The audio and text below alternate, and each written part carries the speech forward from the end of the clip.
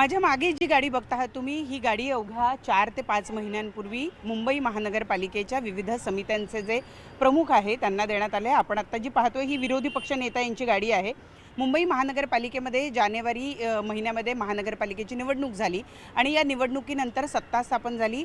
सत्तेत आलेल्या भाजप आणि शिवसेनेच्या समिती अध्यक्षांना या अशा पद्धतीच्या या गाड्या देण्यात आलेल्या आहेत। परंतु आता या गाड्या या कम्फर्टेबल नाही आहेत, या गाडींमुळे पाठीची दुखणी होत आहेत असं सांगत या गाड्या बदलून देण्यात यावा अशी मागणी सत्ताधारी पक्षाकडनं करण्यात आलेली आहे।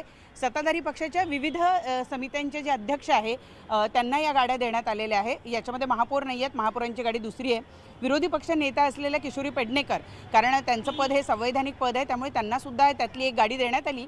ती गाडी आता मी तुम्हाला दाखवते। अगदी नवी कोरी असलेली ही गाडी अवघे 4 ते 5 महिने झाले वापरलेली आहे। खरे ही भाडे तत्वावर जरी घेण्यात आलेली असली तरी अगदी नवीन कोरी गाडी आहे आणि ही गाडी आपण जर प्रयत्न करूया की आतमधून ती तुम्हाला दाखवता आली तर ती बंद असल्यामुळे ती आतमध्ये दाखवता येत नाही आहे, परंतु अत्यंत आरामदायक अशी ही गाडी वाटती आहे।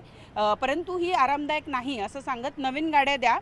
इनोवा क्रिस्टा जी की या गाडीच्या तुलनेत दुप्पट ते तिप्पट महागडी गाडी आहे, ती गाडी आम्हाला द्या अशी मागणी या सगळ्या नगरसेवकांच्या वतीनं करण्यात आलेली आहे। आणि त्यामुळं या ठिकाणी मुंबई महानगरपालिकेतले सत्ताधारी यांच्या ज्या मागण्या आहेत या मागण्यांना काही अंतच राहिलेला नाही अशा पद्धतीची टीका होती आहे।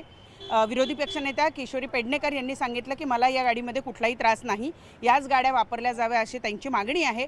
परंतु सत्ताधाऱ्यांनी मात्र नवीन गाड्यांचा प्रस्ताव दिलेला आहे। आता या गाड्या ज्या आहेत नवीन गाड्या ज्यांचा प्रस्ताव देण्यात आलेला आहे त्या गाड्यांची किंमत या स्कॉर्पिओ गाडीच्या तुलनेत जवळपास दुप्पट ते तिप्पट आहे आणि त्यामुळे खरंच या खर्चाची गरज आहे का असा प्रश्न या ठिकाणी निर्माण होतोय। गेल्या महिन्यात आपण बघितलं की अतिपावसामुळे मुंबईमध्ये ज्या दुर्दैवी घटना घडल्या त्यामध्ये नागरिकांचे जीव गेले, अगदी झाड कोसळून एका 11 वर्षाच्या मुलाचा जीव गेला। या सगळ्या मुद्द्यांवर बोलण्याव्यतिरिक्त मुंबई महानगरपालिकेचे सत्ताधारी चर्चा करतायत किंवा मागण्या करतायत त्या वैयक्तिक अशा पद्धतीनं गाडी बदलून द्या ही मागणी कितपत योग्य आहे। उपमहापौर म्हणतात मला बंगला पाहिजे आहे, महापौर म्हणतात की माझ्या सचिवांना 50,000चा पगार द्या।